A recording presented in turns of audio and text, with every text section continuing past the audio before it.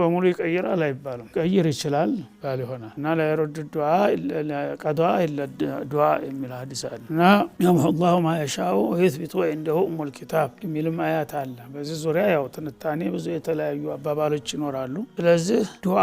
ራሱ የቀደር አካል ይሆናል ነገር ሁሉ ነገር ነው አላህ የሚቀድረው አንድ ነገር ብቻ አይደለም ዱዓውንም ይቀድረዋል ኢባዳውንም ይቀድረዋል ወንጀሉንም ይቀድረዋል ሁሉም በእኛ ላይ የሚመጣ ነገር ሁሉ በቀደር ነው የሚያልፈው ቀደር የማይነካው ነገር የለም ማለት ነው ስለዚህ መጀመሪያ አላህ የሰውዬ እንደዚህ ዱዓ ካረገ ሰጠዋለሁኝ ካላረገ አልሰጠውም ብሎ ቀድሮ ከሆነ ያኔ ሰበቡ ሲገኝ ያው ይከተላል ውጤቱ ማለት ነው ሰበቡ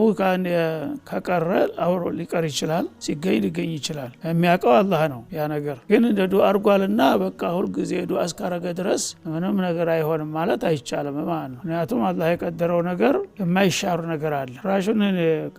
ዱዓ አላህ Subhanahu Wa Ta'ala ለሰዎችና ለፍጡሮች ነው እንጂ እሱ ዱዓ ተደረገም አልተደረገም ውጤቱን ያውቀዋል መጀመሪያውኑ ማለት ነው ግን መላእክቶች ለምሳሌ አጀሉ የደረሰውን ሰው እንዲድን ዱዓ ያደርጉለታል ያ ነገር ዱዓ ይሄን ያህል ዱዓ ከተደረገለት ይጨምርለታል ብሎ ከሆነ መጀመሪያ የወሰነው በዛ መሰረት ይጨምርለት ይችላል ማለት ነው አይ ቢደረግም ይሄዳል ታለም ይሄዳል ማለት ነው እና ለሱ ነው መጀመሪያ ዱዓው ተደርጎ በዱዓው ምክንያት ይቀጥላል የሚለውን እንደሚደረግም ያውቃል ወይ እንደማይደረግ ያውቃል ለመላእክቶቹ ሲነግራቸው ግን የገሌድሜ እንዴት አደረገ ዝምድና ተቀጠለ ወይም ዱዓ ካደረገ 70 ዓመት ይሆንለታል ይላል ካላደረገ 60 ይሆናል ይችላል ማለት እሱ ግን የትኛው እንደሚያደርግ ያውቃል መጀመሪያ ያው ዱዓ ተደርጎ ዝምድናውን ተቀጥሎ ላይ እንደሚሄድ ያውቃል ገና ከወዲሁ መላእክቶቹ ግን አያውቁም ያቺ መጀመሪያዋ ኬላ ሲደርስ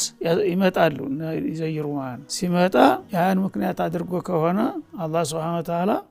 ገና ነው ይባላሉ ይቀራል ማለት ነው